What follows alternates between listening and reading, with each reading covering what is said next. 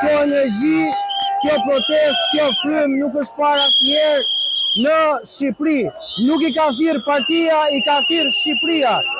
Të rinj të cilët protestojnë kundër korrupsionit, kundër shpopullimit, kundër së keqes, kundër vjedhjes, kundër koncesioneve, për një Shqipëri të re, për një Shqipëri ndryshe, për një Shqipëri ku e alternativat mos jetë që të largohen nga Shqipëria, por të jetojnë këtu.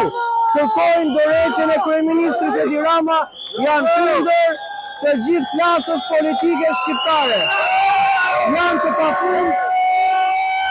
të pafund, nuk ndalen, kanë marshuar për kilometra të tëra nëpër rrugët e Tiranës, duke u kërkuar të gjithëve të bashkohen, duke u kërkuar të gjithëve të luftojnë për një Shqipëri ndryshe.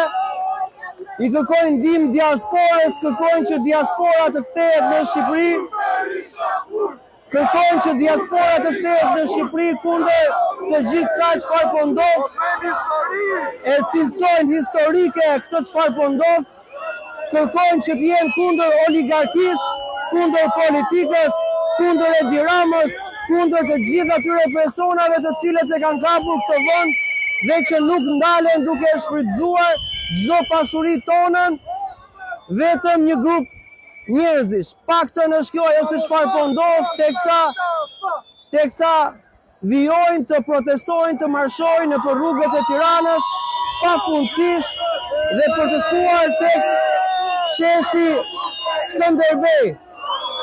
Është e papërsëritshme, është e paimagjinueshme teksa e teksova, nuk i ka thërritur partia, por i thërret Shqipëria.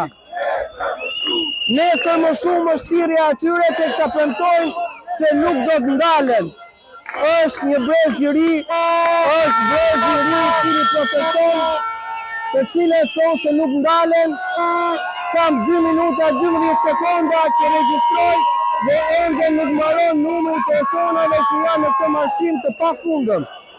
Kjo protest ka zgjuar shpresën e shqiptarëve që të mos largohen nga Shqipëria. Poshtë patronazistat, poshtë ky sistemi kal për shkatritët.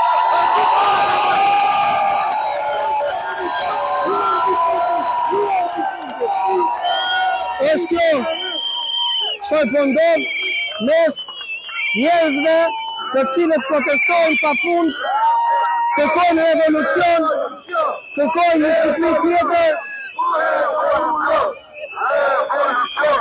Është e paimagjinueshme, është historike kjo që po ndodh në Shqipëri.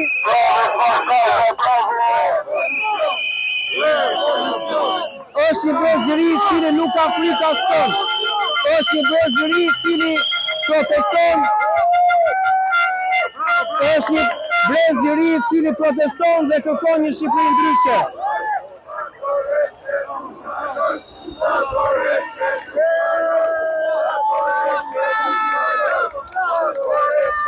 Janë me mira të ri, me mira shqiptar, një brez i ri që kërkon ndryshim.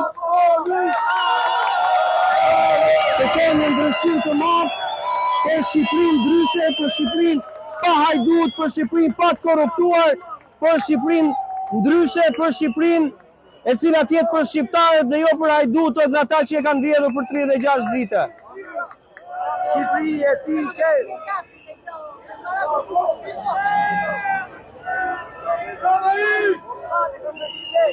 E teksova, nuk i thret partia, por i thret Shqipëria.